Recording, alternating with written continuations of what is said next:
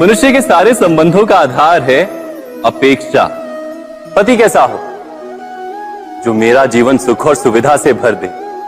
पत्नी कैसी हो जो सदैव मेरे प्रति समर्पित रहे। संतान कैसी हो जो मेरी सेवा करे, मेरा आदेश माने।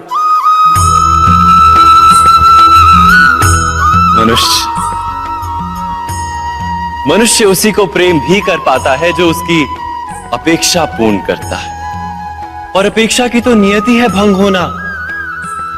कैसे?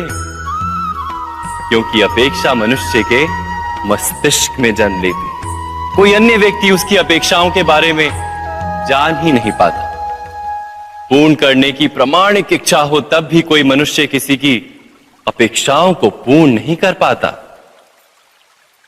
और वहां से जन्म लेता है संघर्ष। सारे संबंध संघर्ष में परिवर्तित हो जाते। पर मनुष्य अपेक्षा को संबंध का आधार ना बनाए और स्वीकार करे केवल संबंध का आधार, तो क्या ये जीवन स्वयमेव सुख और शांति से नहीं भर जाएगा? स्वयं विचार कीजिएगा।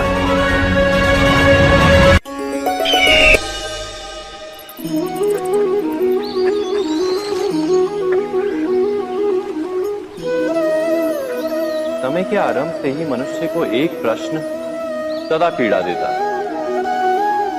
कि वो अपने संबंधों में अधिकतम सुख और कम से कम दुख किस प्रकार प्राप्त कर सकता है। क्या आपके सारे संबंधों ने आपको संपूर्ण संतोष दिया है? विचार कीजिए। हमारा जीवन संबंधों पर आधारित है। हमारी सुरक्षा संबंधों पर आधारित है। इसी कारण हमारे जीवन के सारे सुखों का आधार भी संबंध है। किंतु फिर भी हमें संबंधों में ही अधिकतर दुख क्यों प्राप्त होते हैं? सदा ही संघर्ष भी संबंधों से ही उत्पन्न क्यों हो जाते हैं? कभी विचार किया है? जब कोई व्यक्ति किसी अन्य व्यक्ति के विचार अथवा कार्य को स्वीकार नहीं करता, उसमें परिवर्तन करने का प्रयत्न करता है, तो संघर्ष जन्म लेता है। अर्थात जितना अधिक अस्वीकार उतना ही अधिक संघर्ष, और जितना अधिक स्वीकार उतना ही अधिक सुख। क्या ये वास्तविकता नहीं? यदि मनुष्य स्वयं अपनी अपेक्षाओं पर अंकुश रखे, अपने विचारों को परखे, किसी अन्य व्यक्ति में परिवर्तन करने का प्रयत्न ना कर स्वयं अपने भीतर परिवर्तन करने का प्रयास करे, तो क्या संबंधों में संतोष प्राप्त करना इतना कठिन? अर्थात क्या स्वीकार ही संबंध का वास्तविक अर्थ नहीं? स्वयं विचार कीजिए।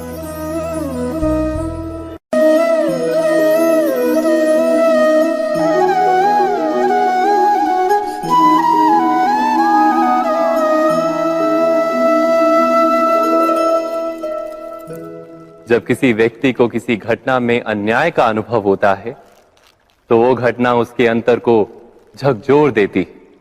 समस्त जगत उसे अपना शत्रु प्रतीत होता है। अन्याय लगने वाली घटना जितनी बड़ी होती है, मनुष्य का हृदय भी उतना ही अधिक विरोध करता है। उस घटना के उत्तर में वो न्याय मांगता है, और ये योग्य भी है।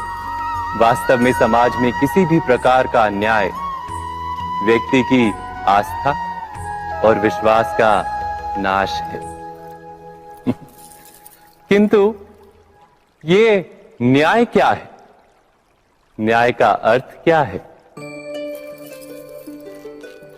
अन्याय करने वाले को अपने कार्य पर पश्चाताप हो, और अन्याय भुगतने वाले के मन में फिर से विश्वास जगे समाज के प्रति। इतना ही अर्थ है ना न्याय का। किंतु जिसके हृदय में धर्म नहीं होता, वो न्याय को छोड़कर बैर और प्रतिशोध को अपनाता है। हिंसा के बदले प्रतिहिंसा की भावना लेकर चलता है।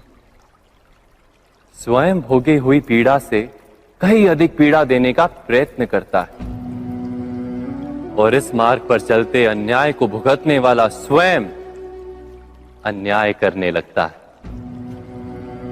शीघ्र ही वो अपराधी बन जाता है। अर्थात न्याय और प्रतिशोध के बीच बहुत कम अंतर होता है और इसी अंतर का नाम है धर्म। क्या ये सत्य नहीं? स्वयं विचार कीजिए। दो व्यक्ति जब निकट आते हैं तो एक दूसरे के लिए सीमाएं और मर्यादाएं निर्मित करने का प्रयत्न अवश्य करते हैं। हम यदि सारे संबंधों पर विचार करें तो देखेंगे कि इन सारे संबंधों का आधार यही सीमाएं हैं जो हम दूसरों के लिए निर्मित करते हैं। और यदि अनजाने में भी कोई अन्य व्यक्ति इन सीमाओं को तोड़ता है तो उसी क्षण हमारा हृदय क्रोध से भर जाता है।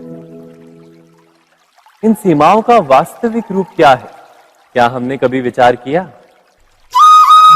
सीमाओं के द्वारा हम दूसरे व्यक्ति को निर्णय करने की अनुमति नहीं देते, अपना निर्णय उस व्यक्ति पर थोपते, अर्थात किसी की स्वतंत्रता का अस्वीकार करते हैं। और जब स्वतंत्रता का अस्वीकार किया जाता है तो उसका हृदय दुख से भर जाता है और जब वो सीमाओं को तोड़ता है तो हमारा हृदय क्रोध से भर जाता है। क्या ऐसा नहीं होता?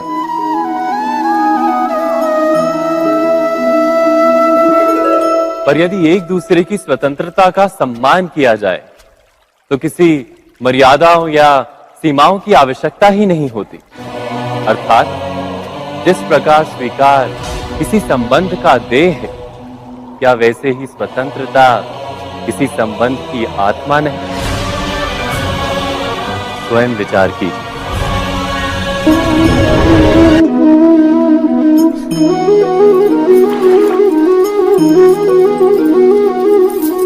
पिता सदा ही अपने संतान के सुख की कामना करते हैं, उनके भविष्य की चिंता करते रहते हैं। इसी कारणवश सदा ही अपने संतानों के भविष्य का मार्ग स्वयं निश्चित करने का प्रयत्न करते रहते हैं।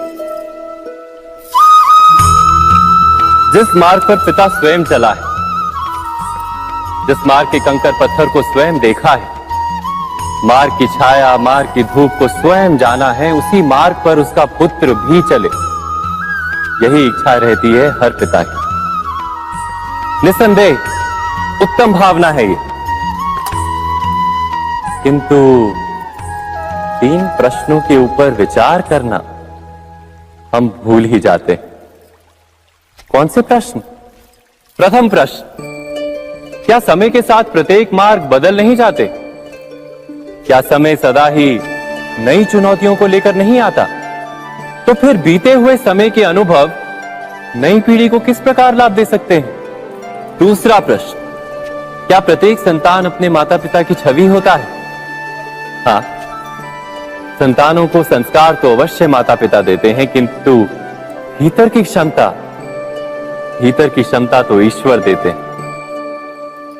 तो जिस मार्ग पर पिता को सफलता मिली है, विश्वास है कि उसी मार्ग पर उसकी संतानों को भी सफलता और सुख प्राप्त होगा। तीसरा प्रश्न, क्या जीवन के संघर्ष और चुनौतियां लाभकारी नहीं होती? क्या प्रत्येक नया प्रश्न एक नए उत्तर का द्वार नहीं खोलता? तो फिर संतानों को नए नए प्रश्नों, संघर्षों और चुनौतियों से दूर रखना, ये उनके लिए लाभ करना कहलाएगा या हानि पहुंचाना? अर्थात जिस प्रकार संतान के भविष्य का निर्माण करने के बदले उसके चरित्र का निर्माण करना श्रेष्ठ है, वैसे संतानों के जीवन का मार्ग निश्चित करने के बदले उन्हें नए संघर्षों के साथ जूझने के लिए मनोबल व ज्ञान देना अधिक लाभदायक नहीं होगा? स्वयं विचार कीजिए।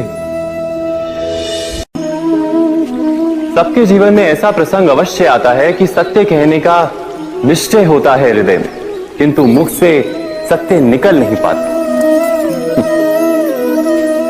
कोई भय मन को घेर लेता है। किसी घटना अथवा प्रसंग के बारे में बात करना या फिर स्वयं से कोई भूल हो जाए उसके बारे में कुछ बोलना, क्या ये सत्य है? नहीं, ये तो केवल तथ्य है। अर्थात जैसा हुआ था वैसा केवल बोल देना सामान्य सी बात है। किंतु कभी कभी उस तथ्य को बोलते हुए भी भय लगता है। कदाचित किसी दूसरे की भावनाओं का विचार आता है मन, दूसरे को दुख होगा ये भय भी शब्दों को रोकता है। तो ये सत्य क्या है? क्या हमने कभी विचार किया है? जब भय रहते हुए भी कोई तथ्य बोलता है तो वो सत्य कहलाता है। वास्तव में सत्य कुछ और नहीं, केवल निर्भयता का दूसरा नाम है। और निर्भय होने का कोई समय नहीं होता, क्योंकि निर्भयता आत्मा का स्वभाव है। अर्थात क्या प्रत्येक क्षण सत्य बोलने का क्षण नहीं होता?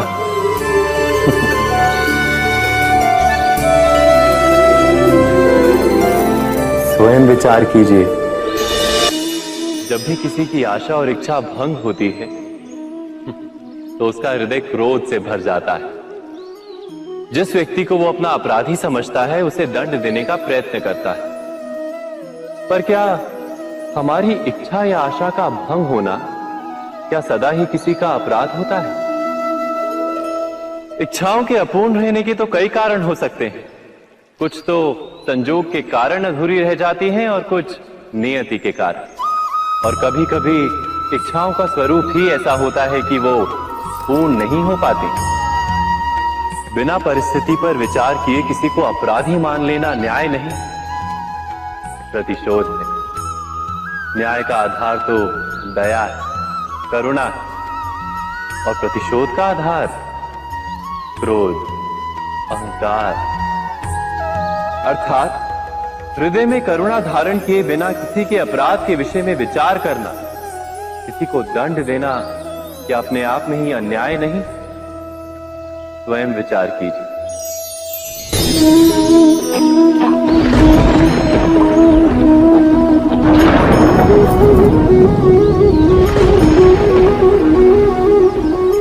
सपनों और पूर्वाभासों के आधार पर हम भविष्य के सुख दुख की कल्पना करते हैं। भविष्य के दुख का कारण दूर करने के लिए हम आज योजना बनाते हैं। किंतु कल के संकट को आज निर्मूल करने से हमें लाभ मिलता है या हानि पहुंचती है? ये प्रश्न हम कभी नहीं करते।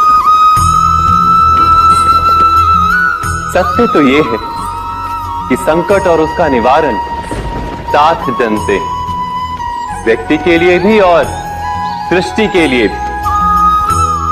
नहीं, आप अपने भूतकाल का स्मरण कीजिए, इतिहास को देखिए। आप तुरंत ही ये जान पाएंगे कि जब जब संकट आता है तब तब उसका निवारण करने वाली शक्ति भी जन्म लेती है। यही तो जगत का चलन है।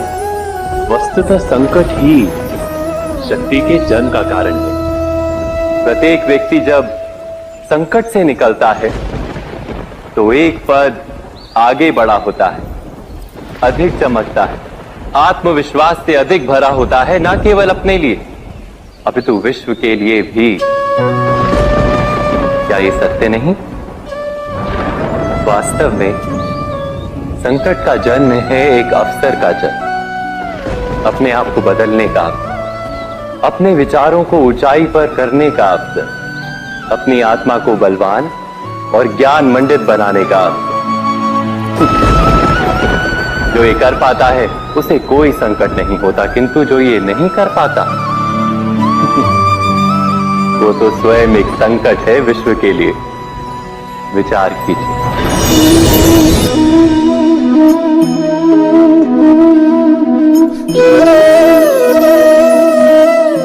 परंपरा में धर्म बसता है और परंपराएं ही धर्म को संभालने का कार्य करती हैं, ये सत्य है। पर क्या केवल परंपरा ही धर्म है? विचार कीजिए। सत्य तो यह है कि जिस प्रकार पाषाण में शिल्प होता है, उसी प्रकार परंपरा में धर्म होता है। इस पत्थर में शिल्प है, ये पत्थर शिल्प नहीं। शिल्प को उजागर करने के लिए उसे तोड़ना पड़ता है, अनावश्यक भागों को दूर करना पड़ता है।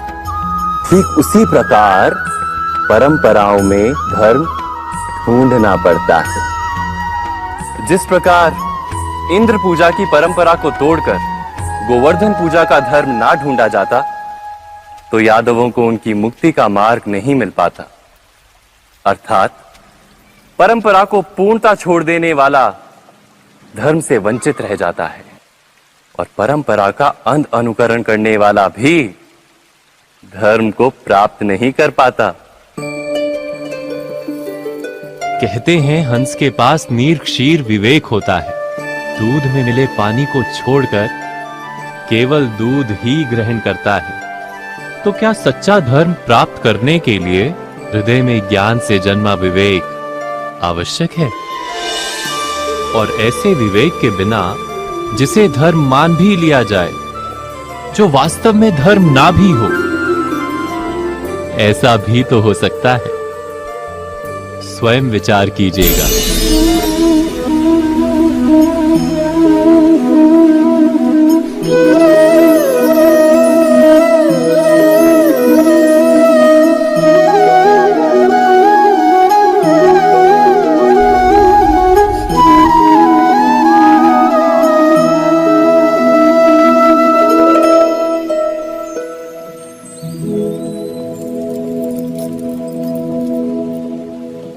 भविष्य के आधार पर सब आज का निर्णय लेना चाहते हैं। भविष्य में सुख मिले, भविष्य सुरक्षित हो, ऐसे निर्णय आज लेने का प्रयत्न रहता है सबका। आप अपने जीवन को देखिए। क्या आपके अधिकतर निर्णय के पीछे भविष्य का विचार नहीं होता? और हो भी क्यों ना, अपने जीवन को सरल और सुखमय बनाने का प्रयत्न करने का अधिकार सबका है। पर भविष्य तो कोई नहीं जानता, केवल कल्पना ही की जा सकती है। तो जीवन के सारे महत्वपूर्ण निर्णय कल्पनाओं के आधार पर ही करते हैं हम। क्या निर्णय करने का कोई तीसरा मार्ग हो सकता है? विचार कीजिए। सारे सुखों का आधार धर्म है, और वो धर्म मनुष्य के हृदय में बसता है। तो प्रत्येक निर्णय से पूर्व स्वयं अपने हृदय से ये प्रश्न अवश्य पूछ लेना कि ये निर्णय स्वार्थ से जन्मा है या धर्म से। क्या इतना पर्याप्त नहीं? भविष्य के बदले धर्म का विचार करने से क्या भविष्य अधिक सुखपूर्ण नहीं होगा? स्वयं विचार कीजिए। व्यक्ति को जब उसके अपराध का दंड मिलता है, तब कभी कभी उस न्याय को देखकर मन कचोटता है। प्रश्न उठता है हृदय में कि जब वो अपराध हुआ था, तब व्यक्ति भिन्न था। उसके पश्चात उसने इतने पश्चाताप किए, स्वयं में इतना परिवर्तन किया, फिर उसे दंड क्यों मिले? पर जहां आघात होता है, वहां प्रत्याघात भी होता है। जैसा कर्म वैसा फल। यदि किसी को प्रेम दोगे तो सुख प्राप्त होगा, यदि किसी की हत्या करोगे तो मृत्यु दंड मिलेगा। जैसा कार्य वैसा ही न्याय। तो फिर प्रायश्चित और पश्चाताप का कोई मूल्य नहीं है? अवश्य है मूल्य। प्रायश्चित और पश्चाताप मनुष्य की आत्मा को बलवान करता है।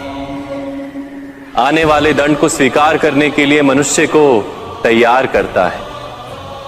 अर्थात बिना प्रायश्चित के दंड स्वीकार करने का कोई मूल्य है? स्वयं विचार कीजिए।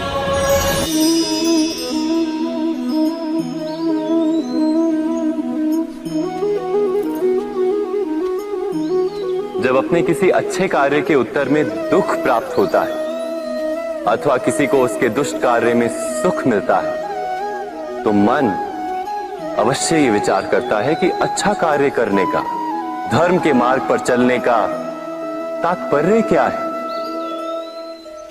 पर दुष्ट आत्मा को क्या प्राप्त होता है ये भी देखिए।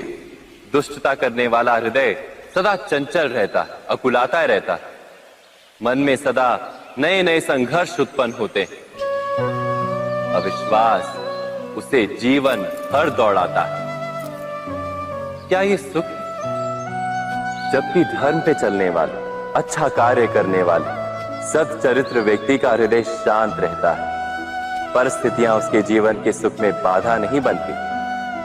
समाज में सम्मान और मन में संतोष रहता है सदा। अर्थात अच्छा बर्ताव भविष्य में किसी सुख का मार्ग नहीं। अच्छा बर्ताव स्वयं सुख अथवा बुरा बर्ताव भविष्य में किसी दुख का मार्ग नहीं। अधर्म उसी क्षण दुख उत्पन्न करता है। धर्म से सुख नहीं, धर्म स्वयं।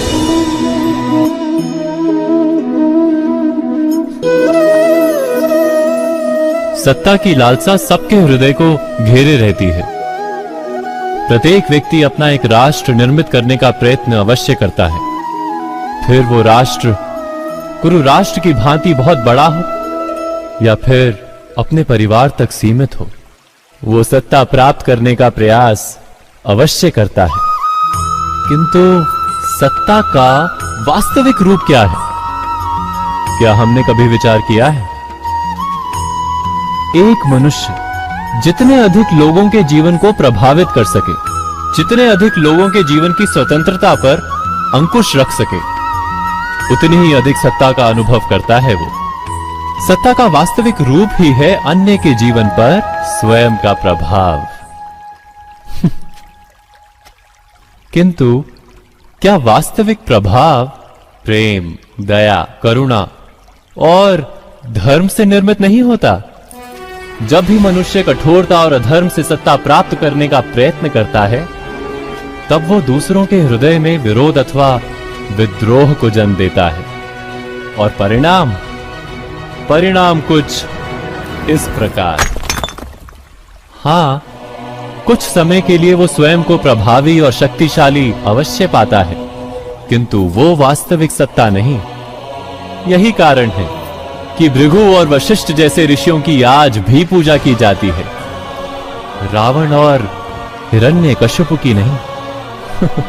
इस पर तो आप विचार अवश्य करें। सत्य कहा ना?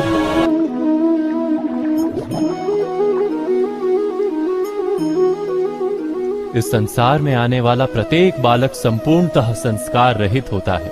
उसके अंतर पर ना किसी अच्छे संस्कार के चिन्ह अंकित होते हैं, ना ही बुरे संस्कार के।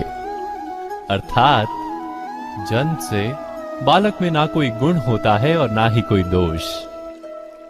तो ये दोष अथवा गुण किस प्रकार प्राप्त होते हैं? क्या हमने कभी विचार किया है? जो बात माता पिता के मुख से निरंतर सुनी जाती है, वही बात उनकी संतानों के हृदय का संस्कार बनती है।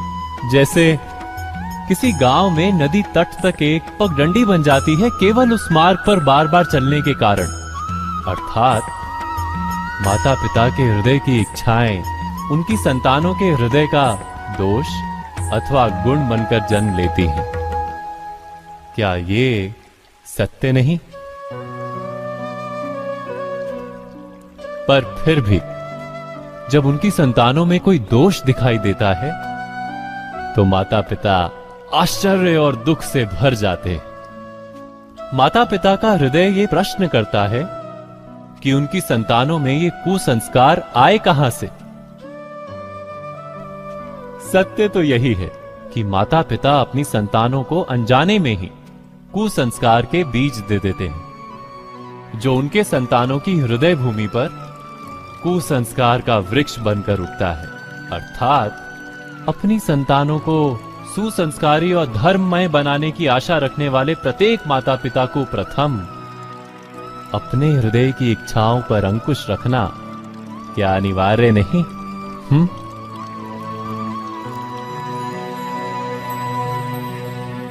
प्रत्येक माता पिता इस पर विचार अवश्य कीजिएगा।